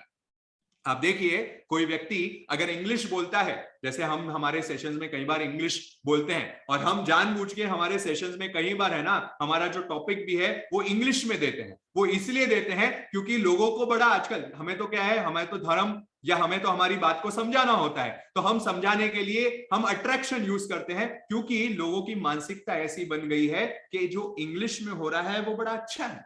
आप देखिए हमारे योगा है ना, योग वैसे तो योग कहते हैं, पर हम उसको अब योगा कहने लग गए, है ना। योगा इंग्लिश वर्ड है और योग हमारा प्राचीन वर्ड है। आप देखिए हमारी जो प्राचीन वर्ड तो हमने छोड़ ही दिए, राइट। हमने योग वाली चीज होती है। योग जब अमेरिका में चालू हो गया ना, तब हमें लगा नहीं यार ये योग तो बड़ी महान चीज है, हमें भी भारत में फॉलो करनी चाहिए। पर हमारे पास थी, हमने कभी फॉलो करी नहीं, है ना। आजकल अभी बात चल रही है, आपको लग रहा होगा इंटरमिटेंट फास्टिंग बड़ा ट्रेंडिंग है। नमन ने हमारे कई सेशन उस पर भी लिए हुए आप लोग के लिए, है ना। इंटरमिटेंट फास्टिंग अब वो वहां प्रचलित हो चुका है, वहां एकदम फैल चुका है, सारे जिम वाले सारे डाइटिशियन फैल गए। और वही यहाँ पे आके जब हम उपवास की, एकादशी के उपवास की बात करते थे, हमारे जैन धर्म में पर्युषण की बातें में हम करते थे, तो बड़ा पिछड़ा हुआ सिस्टम लगता था। तो ये आप देखिए क्यों हो रहा है, क्योंकि हमने सबसे पहले हमारी गुलामी आ गई भाषा पे। हमें लगने लग गया है कि जो इंग्लिश हो रहा है, जो इंग्लिश में बोला जा रहा है, इंग्लिश भाषा ही अपने आप में बहुत ऊंची है। देखिए मैं तो स्पोकन इंग्लिश और पर्सनालिटी डेवलपमेंट की क्लासेस रन करता हूं, है ना। ये मजबूरी है। क्यों मजबूरी है? क्योंकि कॉर्पोरेट वर्ल्ड में डिमांड, आज आप लॉ में जाओ, आप चाहे इंजीनियरिंग में जाओ, चाहे आप सीए की पढ़ाई में जाओ, चाहे आप कहीं भी जाओ, आपको डिमांड है कि आपको इंग्लिश लैंग्वेज आनी चाहिए। मैं इंग्लिश लैंग्वेज के खिलाफ नहीं हूं, बिल्कुल भी नहीं हूं, पर स्वदेशी भाषा लाओ इसके मत में हूं। स्वदेशी भाषा लाने के मत में हूं। अंग्रेजी से हमारा कोई विरोध नहीं है, हम तो खुद सिखाते हैं उस चीज को, बट वो कैसी सीखनी चाहिए? जैसे आप स्विमिंग सीखते हो, स्विमिंग सब जन सीखते हैं, है ना। और स्विमिंग का जब हमें उसका काम पड़ा, हमें स्विमिंग करनी आनी चाहिए। बस उसी तरीके से मुझे अंग्रेजी भाषा भी सीखनी है, मुझे इंग्लिश भी वैसे ही सीखनी है। हाँ, जब मुझे वो उसको मौका पड़े, कहीं मुझे किसी के सामने बोलने का मौका मिले, मैं उस भाषा को आराम से बोल पाऊं। पर मेरी सोच, ये हम सबकी नेचुरल सोच है, क्योंकि मैं दिन भर स्टूडेंट से घिरा हुआ रहता हूं और बहुत लोगों के से मिलता हूं, और मैं एक मानसिकता को बड़ी कॉमन तरीके से देखता हूं कि अरे अगर मैं जब है ना थोड़ा इंग्लिश में उनके साथ बात कर लेता हूं, है ना, when I start speaking English and when I start conversing in it, then people think that I'm very good, I'm very talented. Hey, yes, he's from Mumbai and he is a very intelligent person, है ना। मतलब हम, आप समझ रहे, अभी जैसे मैंने ये बोला ना, तो कई लोग हाँ यार निपुण भैया तो एकदम, निपुण को तो बड़ा चीजें खुद आती है और ये तो बड़ा इंटेलिजेंट है और बड़ा इसकी प्रेजेंटेशन अच्छी है। अरे बाबा क्या कर रहे हो? और जो लोग भी बातें करते हैं ना एक दूसरे से, हाँ इंग्लिश में बातें करेंगे, ये चीज करेंगे, उनको लगता है हम बड़ी बड़ी अच्छी बातें कर रहे हैं, हम एकदम मैच कर रहे हैं सोसाइटी के साथ, हम एकदम कल्चर में है हमारी उसके साथ, हम आजकल पेज 3 लेवल पे है, हम बड़े बड़े लोगों से मिलते हैं और उनकी भाषा ही नॉर्मल भाषा ही हो गई। आप बड़े लोगों के साथ जाके बात करो और जाके उनमें हिंदी में बात करके देखो, वो देखने लग जाएंगे अरे हिंदी, स्पीकिंग हिंदी। मतलब हमें ओछी भाषा लगने लग गई है, हमारी मातृभाषा ही हमें संकीर्ण लगने लग चुकी है। हम क्या सोच में आ चुके हैं? हमें जब तक हमारी भाषा पे रिस्पेक्ट नहीं आएगा, जब तक हमें हमारी भाषा पे ही गौरव नहीं आएगा, तब तक हमें हमारी संस्कृति पे गौरव कैसे आ सकता है? कैसे हम एक्चुअल रूप में इंडिपेंडेंट हो सकते हैं? ये हमें बहुत बड़ा प्रश्न है। इसलिए सबसे पहले जो हमें अहोभाव जगाना है वो हमारी मातृभाषा का जगाना है। ये मैं एक निवेदन सबसे कर दूं कि आप लोग कहीं भी बात करें, कोई व्यक्ति अगर इंग्लिश में भी बात करें, आप सीना ठोक के उसे हिंदी में बात करिए, सीना ठोक के। हम करते हैं, हम कई बार हमारे सेशंस में हम जानते हैं कि इंग्लिश वाले लोगों को बड़ा अच्छा लगता है, पर हम फिर भी हम हिंदी में बात करते हैं उनके साथ। हमें इंग्लिश आती है, ऐसा नहीं है हमें इंग्लिश नहीं आती है, पर हम जहां तक हो सकता है हम हिंदी में बात करने की कोशिश करते हैं। क्यों करते हैं? क्योंकि हमें प्राइड आनी चाहिए, हमें ये अहोभाव आना चाहिए कि हम हमारी भाषा बोल रहे हैं। और देखिए, हम कोई भारतीय कोई महान काम नहीं कर रहे। अगर ये हम काम भी कर रहे हैं ना, हमारी मातृभाषा कह रहे हैं, हम कोई महान काम नहीं कर रहे। इनफैक्ट हम तो ऐसे ऐसे लोग हो चुके हैं जिन्होंने ऐसी भाषा को अपना लिया है। आप देखिए, पूरे देश को, पूरे विश्व को उठा के देखिए आप, और पूरे विश्व में केवल 4.5 देश ऐसे हैं, 4.5 देश ऐसे हैं जो इंग्लिश बोलते हैं, जिनकी इंग्लिश नॉर्मल, जो कह सकते हैं मातृभाषा जिनकी है, जिनका पूरा काम ही इंग्लिश में होता है। केवल पूरे वर्ल्ड की इतनी कंट्रीज में से केवल 4.5 कंट्रीज ही केवल ऐसी है जो इंग्लिश स्पीकिंग है। पहली बता दूं आपको, पहली तो आप लोग सब जानते हैं, इंग्लैंड, जहां से हमें आई है विरासत, है ना, इंग्लैंड। दूसरी अमेरिका, तीसरी ऑस्ट्रेलिया, चौथी न्यूजीलैंड, और 4.5 इसलिए कहा क्योंकि कनाडा हाफ। ये जाके आप गूगल आराम से बाद में करना, आराम से उस पर रिसर्च करना। कनाडा में भी 50% कनाडा में इंग्लिश होती है, 50% में नहीं होती, है ना। ये 4.5 देश ऐसे हैं जहां पे उनकी मोड ऑफ कम्युनिकेशन जो है वो इंग्लिश है। बाकी आप चले जाओ, आप चाइना में जाओ, यहाँ पे कोई लोग बिजनेसमैन होंगे, चाइना जाते होंगे काम करने, कई बार आपके मिलने जुलने वाले, वहां जाने के पहले वो लोग लैंग्वेज की ट्रेनिंग लेके जाते हैं, चाइनीज सीख के जाते हैं। जापान में जाओ, आपको जापानीज सीख के जानी पड़ेगी। आप जाओ कभी जर्मन में, मेरे बहुत सारे दोस्त गए जर्मन में, और वहां जाने के पहले उन्होंने यहाँ पे जर्मन सीख के गए। यहाँ पे सीख के गए, फ्रांस में जाओ, आपको फ्रेंच आनी चाहिए। वहां कोई इंग्लिश का बोलबाला नहीं है, वहां उनकी भाषा को वो महत्व देते हैं। वो अगर आप उनसे इंग्लिश में बात करोगे, वो आपको देखेंगे भी नहीं, वो आपको उंगली उठा के नहीं देखते हैं। उनको चाहिए वो आप उनकी भाषा में बात करो। क्या हम ऐसी स्थिति हमारे देश में ला रहे हैं क्या? हम तो सोच रहे नहीं, हम तो वो छोड़ के, हमारी वर्नैकुलर भाषा को छोड़ के हम हमारी जो इंग्लिश है उसको अपनाना चाह रहे हैं। और ये मैं आपको लॉर्ड मैकॉले की जो बात कर रहा था, इसने एक सपना देखा था, वो सपने की भी मैं आपको बात बताता हूं। इसने वो मीटिंग में, जो पार्लियामेंट की मीटिंग में आपको बता रहा हूं, वो मीटिंग में उसने जा कहा कि मैं आगे जाके भारत को वो स्थिति में देख रहा हूं कि एक दिन जरूर ऐसा आएगा जहां इनकी जो वर्नैकुलर भाषा है, मतलब जो रीजनल लैंग्वेजेस है, इनकी स्लोली नेचुरल डेथ हो जाएगी। ये स्वतः ही मर जाएगी इनकी भाषाएं, क्योंकि हम इतना उनमें अंग्रेजीपना घोल देंगे, हम उनको ये बिलीव करवा देंगे कि देखो भैया, ये है ना तुम्हारी जो बुक्स है, तुम्हारी जो पढ़ाई है, तुम्हारा जो ग्रामर है, तुम्हारा जो लिटरेचर है, ये कुछ है ही नहीं। हम संस्कृत जैसी चीजें तो भूल गई हैं। हमारे संस्कृत के श्लोक कोई बोल रहे हैं तो हमें लगता है बड़ी, ये तो क्या बातें करने लग गया है, ये तो बड़ी कोई अजीब ही बातें करने लग गया है। आप देखिए वो लॉर्ड मैकॉले की बात वापस बता दूं मैं आपको, क्या उनका माइंडसेट आप देखो, उन्होंने क्या सोच को हमारे एजुकेशन सिस्टम में घोली है। वो क्या कह रहे हैं, मैं आपको उनकी बातें यहाँ पे बता रहा हूं। A single shelf of a good European library is worth the whole native literature of India and Arabia. वो ऐसा मानते थे, उनकी सोच ऐसी थी कि हमारा जो यूरोप का अगर हम एक शेल्फ ऑफ लाइब्रेरी को देखेंगे ना, वो इनकी सारी किताबों से भी बेटर है, ऐसा वो मानते थे। और ये वो सोच को यहाँ डालना चाहते हैं। वो कहते थे मैंने सारी इनकी संस्कृत की किताबें देखी, संस्कृत की इनके जितने लिटरेचर हमारे भारत देश में पाए जाते हैं, उनसे तो हमारा जो प्री प्राइमरी स्कूल का जो लिटरेचर है वो बहुत बड़ा है, बहुत अच्छा है। ऐसी उनकी सोच उन्होंने लिखित तौर पे वहां पे उनको बताई है, उनके मीटिंग्स के स्पष्ट, आप जाके गूगल पे इसको देख सकते हैं, आपको मिल जाएगा। वहां पे वो उनकी सोच यही थी, और उन्होंने वही चीज वो आप देख सकते हैं। अब ये आपको साफ हमारी सोच में, हमारे रहन सहन में आपको स्पष्ट दिखनी शुरू हो गई है, क्योंकि हम वो अदृश्य पराधीनता, बड़ी सोची समझी चाल में हम पूरे चक्रव्यूह में फंस चुके हैं, जहां हमें मजबूर किया जाता है। हमें सोचने पे, हमें बचपन से ट्रेनिंग ये दी जा रही है। स्कूल में जाओगे, टीचर्स ये बोलते हुए देख रही है, टीचर्स से ही हम तरह तरीके की, हमारे गुरु नहीं है, अब हमारे टीचर हो गए, है ना। हमारे गुरु जैसे भाव ही नहीं है। आप स्टूडेंट से कोई पूछो कि वो रिस्पेक्ट, जो शायद यहाँ पे बहुत बड़े लोग हैं वो देख सकते हैं, उनको जो रिस्पेक्ट अपने गुरुओं के लिए था, शायद वो रिस्पेक्ट क्या अब हमारे बच्चों को उनके टीचर्स के लिए है क्या? हम तो कई चीजें हमारे बच्चों से सुनते हैं कि आजकल स्कूलों में क्या क्या व्यवस्था हो रही है, क्या क्या चीजें हो रही है, क्या खुलेआम चीजें हो रही है, वो कहाँ हो पा रही है? क्योंकि संस्कृति नाश हो गई है। वो उन्होंने भाषा पे ही बात कर दिया है। इंग्लिश ही टॉप है, जो हिंदी बोल रहा है। बट अब मैं आपको बता रहा हूं, क्योंकि मैं स्पोकन इंग्लिश लोगों को पढ़ाता हूं, और मैं तब देखता हूं कि जो लोग इंग्लिश नहीं बोल पाते हैं ना, वो खुद का कॉन्फिडेंस को, उनके हाथ पैर धूसने लग जाते हैं। उनको लगता है कि मुझे कुछ आता ही नहीं है, मैं तो जीरो हूं, मैं संसार में कहीं मेरा अस्तित्व ही नहीं है। ये सोच, ये मेंटली हमारे वार हो चुका है। उसको सारी चीज में इंटेलिजेंट है, पर उसकी ये सोच अंदर घुस गई है। क्यों घुस गई है? बाबा आपको हिंदी आती है, आप बहुत महान काम कर रहे हो। इसलिए मैं कह रहा हूं आज स्वदेशी भाषा लाओ, स्वदेशी भाषा लाओ, स्वदेशी भाषा लाओ। ये हमारी पराधीनता से एक मुक्ति है, क्योंकि भाषा ही एक समाज का एक चिन्ह है, एक चिन्ह है। आपको इंग्लिश यूज करनी है, आप करिए, पर आपको कोई अहोभाव, उसमें कोई प्राइड की बात नहीं है मेरे को बड़ी इंग्लिश अच्छी आती है। आपको ये प्राइड होनी चाहिए कि मैं मेरी मातृभाषा में बोल रहा हूं। सोचने का समय गया, उठो लिखो इतिहास नया।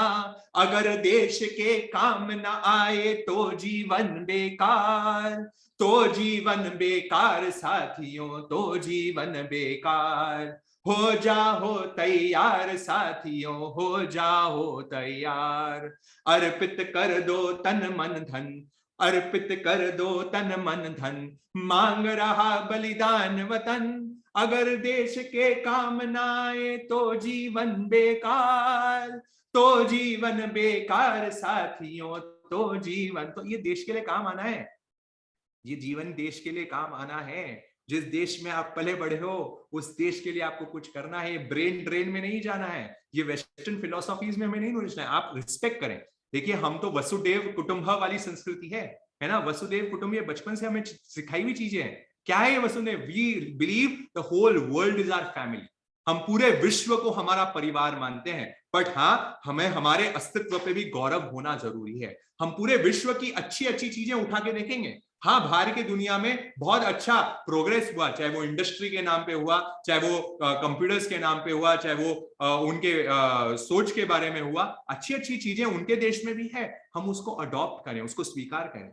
विवेकानंद जी जहां जहां गए ना, जहां जहां जिस जिस देश में गए, वहां की सारी अच्छी चीजें लेके आए, सारे अच्छे कल्चर्स को वहां पे उठा के देख के आए, सारी वेस्टर्न फिलोसॉफीज को पढ़ के आए, दर्शन को देख के आए, सारी चीजें वो करके आए वहां पे।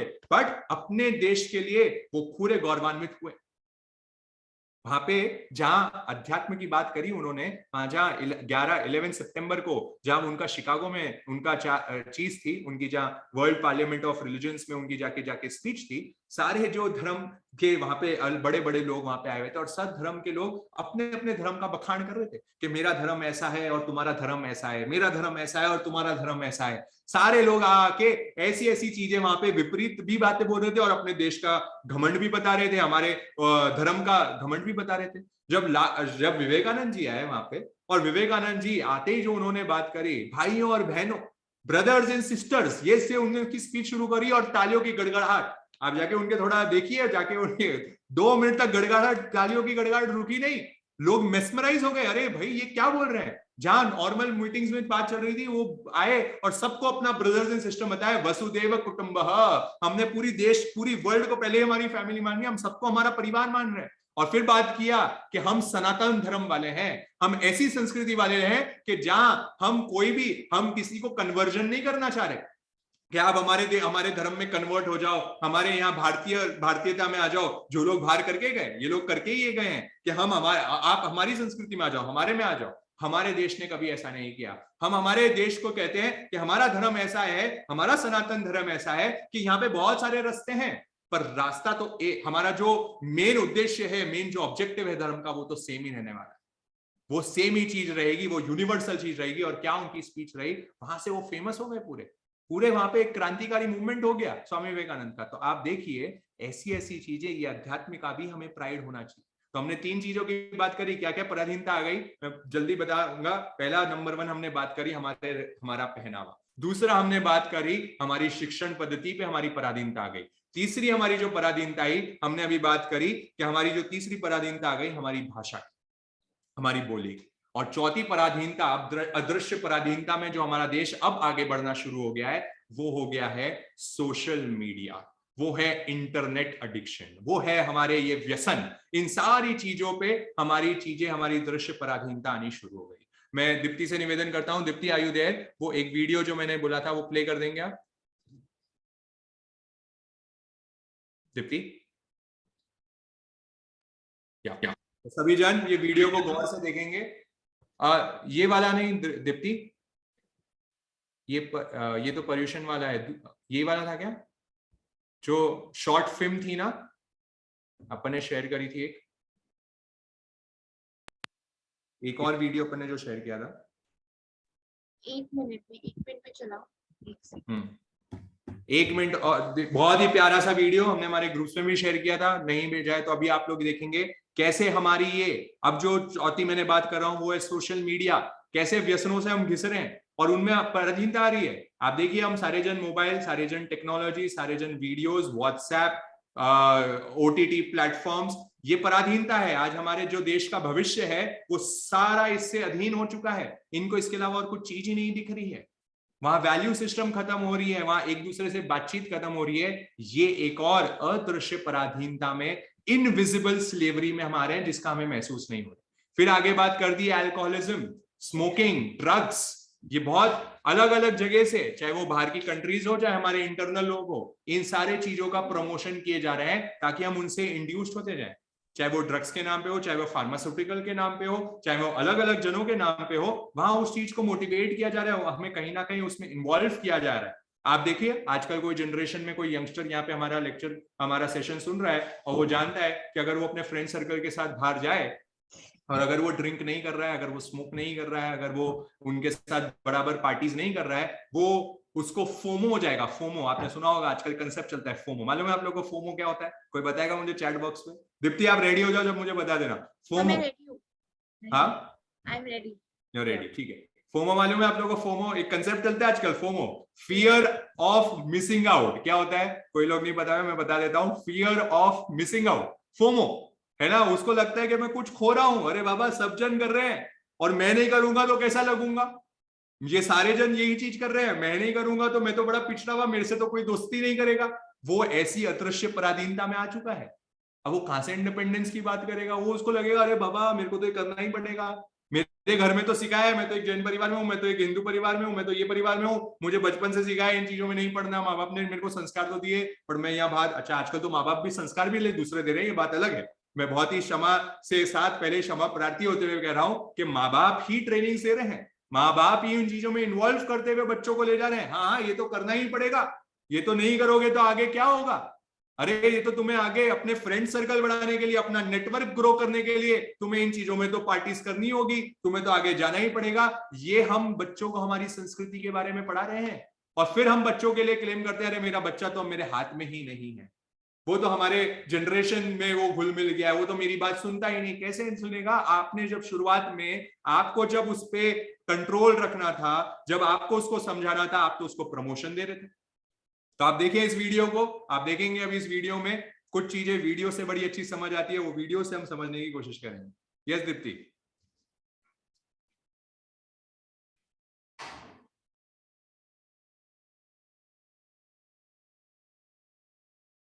दीप्ति रेडी? विजिबल है? हाँ विजिबल है। शेयर साउंड आगे बात।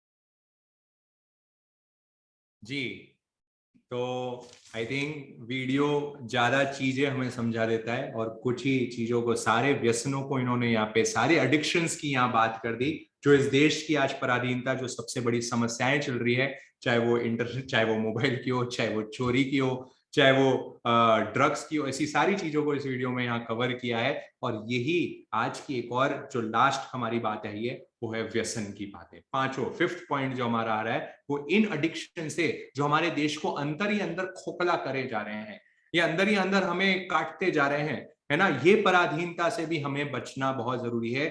तब जाके ये 75वां हमारा अमृत महोत्सव, हमने क्या क्या इसको नाम दिया, अमृत महोत्सव नाम दिया हुआ है। ये अमृत का कब काम करेगा, ये जो जहर है ना, जब जाएंगे तब ये उत्सव हमारा एक्चुअल में महोत्सव बनेगा। तो ये जहर को हमें काटना है, और ये जहर कब कटेंगे, जब इन चीजों से हमारी पराधीनता, हमें जो, देखिए, हमें सिद्धांत में कभी समझौता नहीं, इस बात को, इस वाक्य को याद रखना है, सिद्धांत में कभी समझौता नहीं और व्यवहार में कभी कटुता नहीं। सिद्धांत में कभी समझौता नहीं और व्यवहार में कभी कटुता नहीं, ये हमारे देश का स्लोगन है, ये हमारे देश की सीख है कि हम हमारे सिद्धांतों में बड़ी अड़िग हैं। हम हमारे देश की संस्कृति में, हमारे वैल्यू सिस्टम में, हमारे सिद्धांत जो हमारे देश की संस्कृति रही है, हम उसके लिए, हमें बहुत गर्व है और सीना ठोक के हमें गर्व होना चाहिए। हमें कहीं ओछा फील नहीं आना चाहिए। हम 10 जनों के सामने खड़े हैं और अगर हम हमारी मातृभाषा में बोल रहे हैं, अगर हम हमारे हिंदू पहनावे में हैं, अगर हम हमारी शिक्षण पद्धति पे कुछ बात बता रहे हैं, अगर हम हमारे फ्रीडम फाइटर्स की बात बता रहे हैं, हमारे संतों की बात बता रहे हैं, हमारे अध्यात्म की बात बता रहे हैं, तो हमें कहीं नीचा फील होने की जरूरत नहीं है। हमें बड़े गर्व से उसकी बात रखनी चाहिए, क्योंकि सिद्धांत में कभी समझौता नहीं। हम जो काम कर रहे हैं एकदम सही काम कर रहे हैं। पर हाँ, दूसरी बात बड़ी महत्वपूर्ण है, वसुदेव कुटुंबकम की बात है, व्यवहार में कभी कटुता नहीं। हम किसी को भी डिसरिस्पेक्ट नहीं करते हैं। ये हमारी संस्कृति एक और बड़ी उच्च संस्कृति है कि हमने सारी संस्कृति को अपनाया है।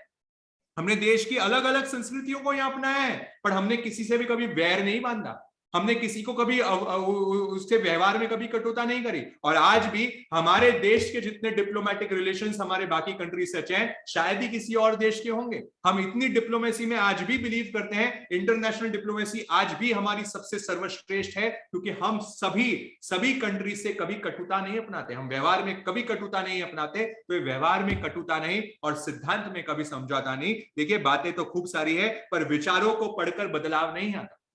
विचारों को पढ़कर या विचारों को सुनकर बदलाव नहीं आता, विचारों पर चलकर ही बदलाव आया जाता है ना। तो विचारों को पढ़ लें, विचारों को सुन ले, बहुत अच्छी बात है, पर विचारों पर जब हम चलेंगे और विचार जब हमारे दृष्टि में आज इतनी, देखिए, जहां हम सम्यक दृष्टि की बात कर रहे हैं, हम, है ना, हम उस अवस्था में अनुभूति की, आत्मा अनुभूति की बातें करते हैं, जहां हम धर्म के उच्चतम शिखर पे पहुंचने की बातें कर रहे हैं, पर उसकी जो भूमिका है वो हमारे देश की संस्कृति है। और ये आज नहीं, ऐसे बहुत सारे हमारे संत भी हुए हैं जिन्होंने हमारे फ्रीडम स्ट्रगल में, वो संत पने में, अपने प्रवचनों में भी फ्रीडम स्ट्रगल के लिए बहुत बातें करी। हमने पूज्य आचार्य जवाहरलाल जी महाराज साहब के जीवन को पढ़ा, और आचार्य जवाहरलाल जी महाराज साहब के बारे में, जहां महात्मा गांधी, विनोबा भावे, सारे बड़े बड़े लोग उनसे मिलने आते थे, उनकी सलाह लेने आते थे। जैन संत की बात बता रहा हूं मैं आपको। और महात्मा गांधी के अगर शब्दों में कहूं, उन्होंने कहा कि इस देश में 2 जवाहर है, इस देश में 2 जवाहर है। एक जवाहर तो घड़ी के बाहर ये खाटे जैसा, वो जाके बार बार देश विदेश घूम के हमारे देश के लिए व्यवस्थाएं इकट्ठा कर रहा है। और एक देश में हमारा दूसरा जवाहर है आचार्य जवाहरलाल जी महाराज साहब, जिन्हें पूज्य श्री जवाहरलाल जी महाराज साहब के नाम से जाना जाता था। ये देश के अंतर में, जैसे एक घड़ी का जो अंदरूनी हिस्सा है, अंतर से उसको पावर देता है, बस ये अंतर से हमारे देश को दिशा दे रहे हैं, इस देश की व्यवस्था को खड़ा कर रहे हैं। ऐसे पूज्य आचार्य जवाहरलाल जी महाराज साहब ने अपने क्रांतिकारी प्रवचनों में खूब सारे विदेशियों चीजों के लिए जो आंदोलन हुए, उन सब के लिए उन्होंने भरसक प्रयत्न करें। तो हर देश में आज भी हमारे कई संत हैं जो खूब सारे ऐसा काम करते हैं देश की संस्कृति को बचाने के, क्योंकि जब तक संस्कृति नहीं बचेगी तब तक धर्म तो बच ही नहीं सकता। तो इस देश के लिए ये पराधीनताओं की मैंने आज कुछ बात करी और कुछ पेट्रियोटिज्म की बात करी। कुछ वापस से बस समरी कर देता हूं 1 मिनट में, जो आज पॉइंट्स कवर करे। नंबर 1 पॉइंट हमारी जो पराधीनता का हुआ, हमने बात करी हमारे पहनावे की। दूसरे हमने बात करी हमारे शिक्षण की। तीसरे हमने बात करी हमारी भाषा की। चौथा हमने सोशल मीडिया जो इन्फ्लुएंस हो रहा है। पांचवा जो व्यसनों की, जो एडिक्शन, जो आपको वीडियो यहाँ दिखाया उसकी बात यहाँ पे बताई, उसकी पराधीनता आ गई। ये पांचों पराधीनताओं से मुक्त होने के लिए हमें कुछ एक्शंस लेने हैं, पेट्रियोटिज्म जगाना है। और वो पेट्रियोटिज्म जगाने के लिए सबसे पहले गर्व हमारी भाषा पे, हमारी मातृभाषा पे, हमारा बोलचाल, हमारा रहन सहन, हमारी देशभक्ति के अकॉर्डिंग हमारी हिंदी या फिर आपकी जो लोकल, चाहे मारवाड़ी, गुजराती, तमिल, पंजाबी, जो भाषा आप बोलते हो आप उसको गर्व से बोलिए। आप उसको गर्व से बोलिए वो भाषा को, और उसमें ही आपका कम्युनिकेशन करें। इंग्लिश को सीखे जरूर, इंग्लिश को जरूर सीखें, पर एक विद्या जैसे, जैसे दूसरी विद्याएं सीखते हैं, बस वो विद्या को सीख ले और सीख के रख दें।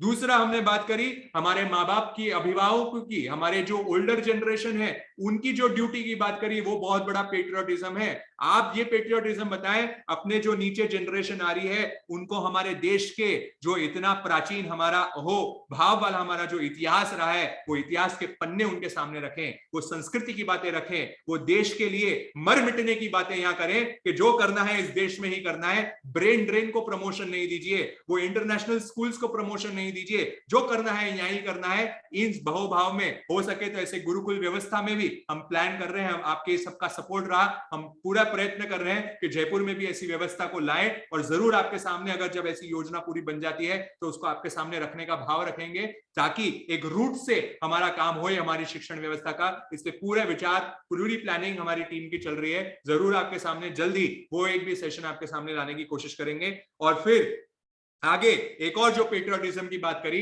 छोटे मोटे पेट्रियोटिज्म की बातें हम यहाँ पे भी छोटी छोटी चीजें कर सकते हैं कि प्लास्टिक का ज्यादा यूज नहीं करना। ये भी आज बहुत बड़ा देशभक्ति का साइन है। आप ज्यादा प्लास्टिक को यूज नहीं कर रहे हो, हमारे देश की कितनी बड़ी बचत कर रहे हो। ज्यादा पेट्रोल का मिसयूज नहीं कर रहे हो, ज्यादा इलेक्ट्रिसिटी का मिसयूज नहीं कर रहे हो, ये सारी देशभक्ति के साइन है। आप गार्बेज को, कचरे को यहां वहां नहीं डाल रहे हो, ये भी देशभक्ति का साइन है। आपको जरूरी नहीं है आपको मैदान युद्ध में जाना पड़ेगा और गोलियां खानी पड़ेगी तब जाके आपकी देशभक्ति प्रूव होगी।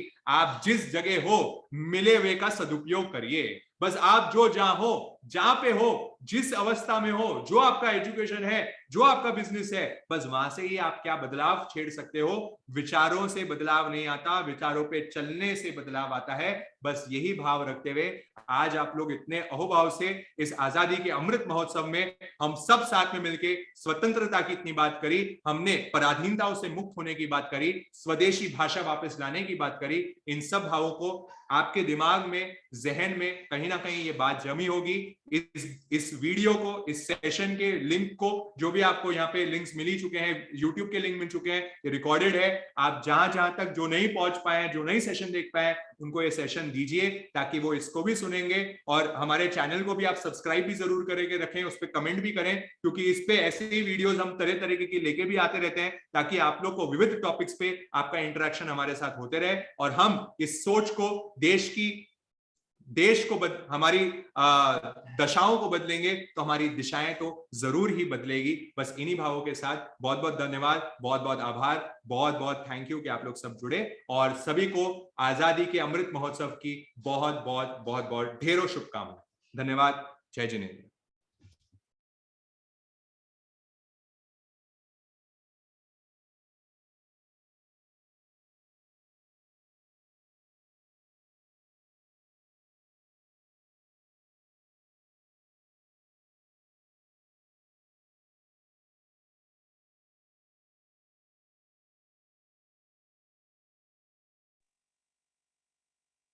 जी जी, जय जिनेन्द्र। हाँ जय जिनेन्द्र मीना जी। हाँ, मेरा छोटा सा प्रश्न है मेरे लिए पर्सनल। हाँ फरमाइए सर। जी, how a housewife feel freedom in home, parivar, samaj and rashtra? Explain in Hindi and English both language. वापिस एक बार आपका प्रश्न बोलेंगे थोड़ा जोर से। मेरा प्रश्न है कि एक हाउसवाइफ है, हाँ, वो अपने घर में, परिवार में, समाज में और राष्ट्र में कैसे फ्रीडम महसूस कर सकती है? इसको इंग्लिश और हिंदी दोनों में समझाइए। कैसे फ्रीडम महसूस कर सकती है? कैसे फ्रीडम महसूस कर सकती है वो अभी इस समय? अच्छा, स्वतंत्रता कैसे महसूस कर सकती है? वैसे तो स्वतंत्रता में ही है, हमारी देश की महिलाओं को बहुत सारी राइट्स, बहुत सारा फ्रीडम हमारे देश के संविधान ने भी दिया है। और आजकल तो सारा परिवार भी, सारे जो आजकल लोग हैं वो भी हमारी औरतों को जो सम्मान मिलना चाहिए वो सम्मान देने में तत्पर है ही। हमारे तो आज आपने देखा ही, हमारी जो राष्ट्रपति भी जो बने हैं वो भी एक महिला, ऐसी आदिवासी एरिया की जो औरत है उनको हमने महानतम रिस्पेक्ट दिया है, तो ये देश में अलग अलग एक पहल जरूर छिड़ गई है। पर हाँ, ये बात सही है कि हाँ, एक थोड़ा जो फ्रीडम और जो हमें महिलाओं को देना चाहिए। देखिए, मैं तो मानता हूं कि महिलाएं जो अपने बच्चों की सोच को और अपने परिवार की सोच को निर्माण कर सकती है, उसमें एक माता का और एक महिला का सबसे बड़ी भूमिका है। सबसे बड़ी भूमिका है कि वो देश के जो सोच को है उसको तैयार करती है। तो आप जब अपने बच्चों को पाल रहे हैं, अपने पोतों को पाल रहे हैं, आपके आजू बाजू के जनरेशन को पाल रहे हैं, तो आप उनमें ये भाव जरूर डालें। आप उनको इंडिपेंडेंस की, स्वतंत्रता की बात बताएं, उनको ये सोच को परिवर्तित करने वाली बात बताएं कि नहीं, जो तुम हो, जो तुम भारतवासी हो, बड़े उच्च हो, बड़े महान। ये भाव, मैं आपको सच बता रहा हूं, ये बात बहुत बड़ी, बहुत छोटी सी बात है, बट ये आज के पेरेंट्स, आज की जनरेशन नहीं समझा रही है अपने बच्चों को। वो ये बिलीव ही नहीं करवाना चाह रही है। वो उनको वर्ल्ड टूर करवा रही है, वो उनको अलग अलग जगह घुमाने ले जा रही है और उनको बता रही है, अरे देखो इस देश में ये अच्छा है, इस देश में ये अच्छा है। जबकि उन्होंने अभी भारत देश पूरा नहीं घुमा है, उन्होंने यहाँ की चीजें नहीं घूमी है। यहाँ के वो टेम्पल्स, मंदिर और मस्जिद उनको घुमाने नहीं ले जाते हैं, उनको दिखाना नहीं चाह रहे कि हमारे देश का कैसा है इतिहास। यहाँ की बातों को इतना हम अच्छे तरीके से नहीं पोर्ट्रे करते हैं जितना वहां की चीजों को पोर्ट्रे कर देते हैं। मैं वापस कह दूं, उनसे कोई द्वेष नहीं है, कोई विपरीत भाव नहीं है, पर मेरे भाव वैसे हैं कि हम हमारी बातों को भी बताएं। तो महिला जो जिस पोजीशन में है, चाहे वो हाउसवाइफ है, चाहे वो और कोई काम कर रही है, आप आपका काम करें, आपके देश में भी हिस्सेदारी करें, और आप आराम से फ्रीडम से काम कर ही सकते हैं। मतलब उसमें फ्रीडम से काम करने में या आपको कोई रोक टोक करने में, आजकल मैं समझता हूं इतने कोई परिवारों में रोक टोक का आजकल जमाना है भी नहीं। सबको अपना अपना फ्रीडम दिया गया है और आगे और भी मिलने वाला है। जी, बहुत जी बहुत मैडम। आभार जी, थैंक्स, बहुत बहुत आभार आप। जी, बहुत बहुत धन्यवाद। हाँ जी, और किसी का कोई प्रश्न?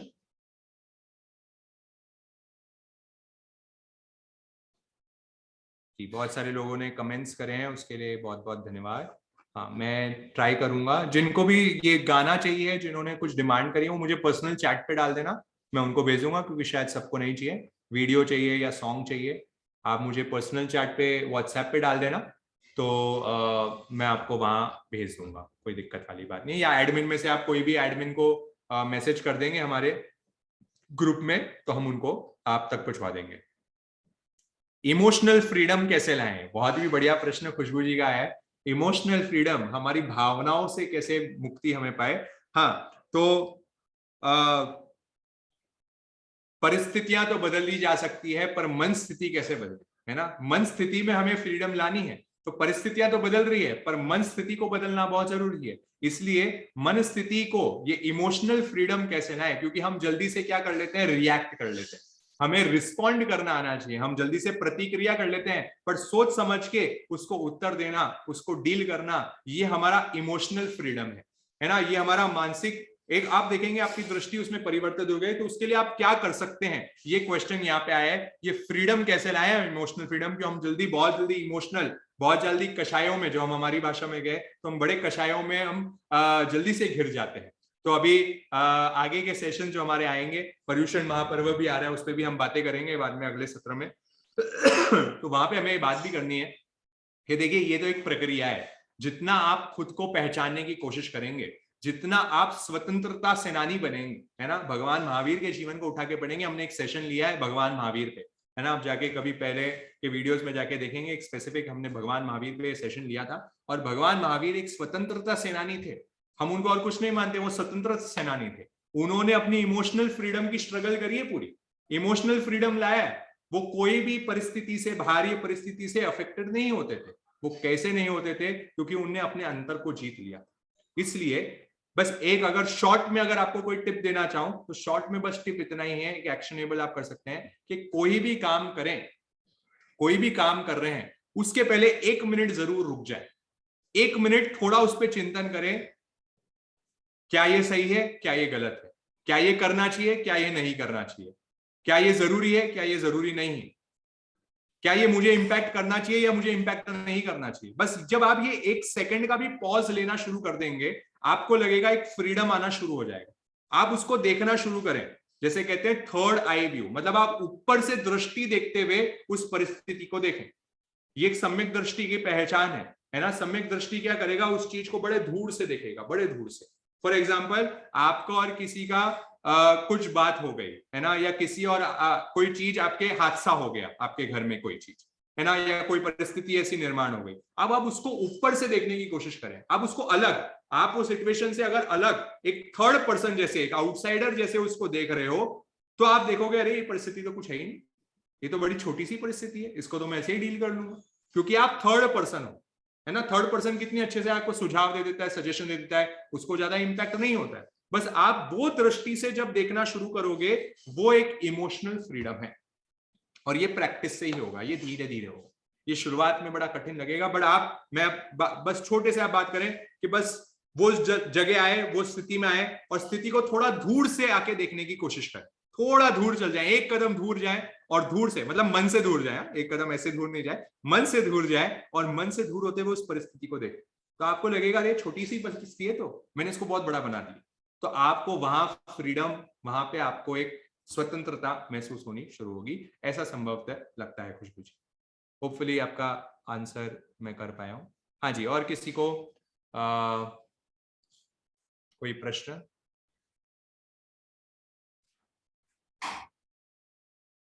वन मोर थिंग, एक डिपेंडेंसी ये भी है that I need someone to share my things and problems with. How to get rid of this? ठीक है, तो शुरुआत में खुशबू जी ये डिपेंडेंसी, ये जो जो अभी आपकी पराधीनता है, ये अच्छी भी है ना। हमारे जीवन में एक गुरु, एक हमारे बड़े जन, या फिर एक हमारा ऐसा सहयोगी व्यक्ति, ऐसा जरूर अवश्य हमारे जीवन में होना चाहिए, जिससे मैं सारी दिल की मेरी समस्याएं मैं उससे शेयर करूं, है ना। एक गुरु होता ही है, एक मित्र ऐसा होता है, या एक ऐसा जीवन साथी ऐसा होता है जिससे मैं मेरी सारे जीवन की समस्याएं मैं उनसे शेयर कर लूं, क्योंकि शेयरिंग करने से हमारी आधी चीजें बहुत हल्की हो जाती है। तो ऐसा एक दो व्यक्ति तो अवश्य आपकी जिंदगी में रखे ही रखें, क्योंकि अभी हम कोई भगवान महावीर वाले युग में नहीं है ना, हम उनकी स्थिति मनोस्थिति में नहीं है जहां हम स्वयं के गुरु बनते हुए आगे चल सके। ठीक है, तो जब तक वो स्थिति हमारी नहीं आ रही है, तब तक आप अवश्य शेयर करें, उसमें कोई दिक्कत बात नहीं, उसमें कोई बुराई भी नहीं है। आपको इनफैक्ट उससे एक बहुत बड़ा रास्ता मिलेगा अपनी जीवन में। और जब आपको ऑटोमेटिक है, ये जर्नी है, जितना आप सम्यक्त्व की ओर, जितना आप सही सोच की ओर आगे बढ़ोगे, आपको लगेगा कि मेरी डिपेंडेंसी अपने आप कम होते जा रही है। फिर आपको ये प्रश्न पूछने की आवश्यकता भी नहीं पड़ेगी।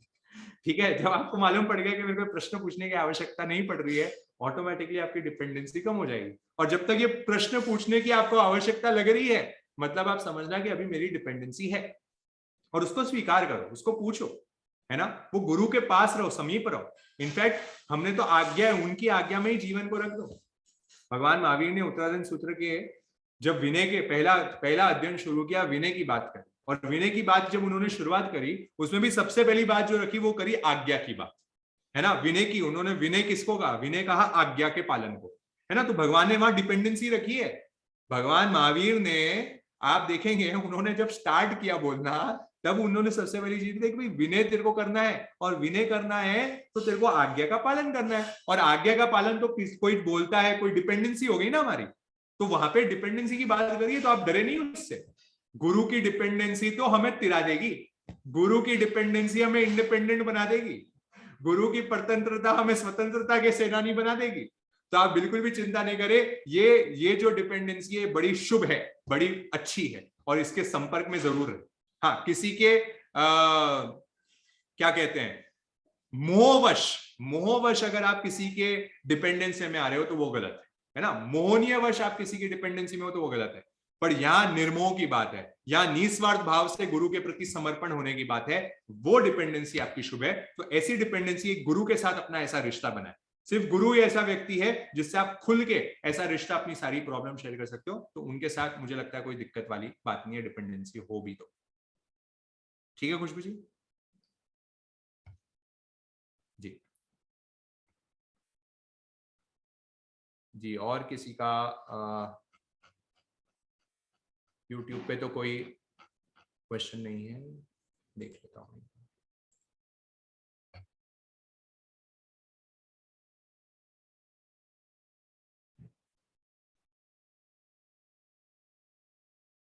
ठीक है सर,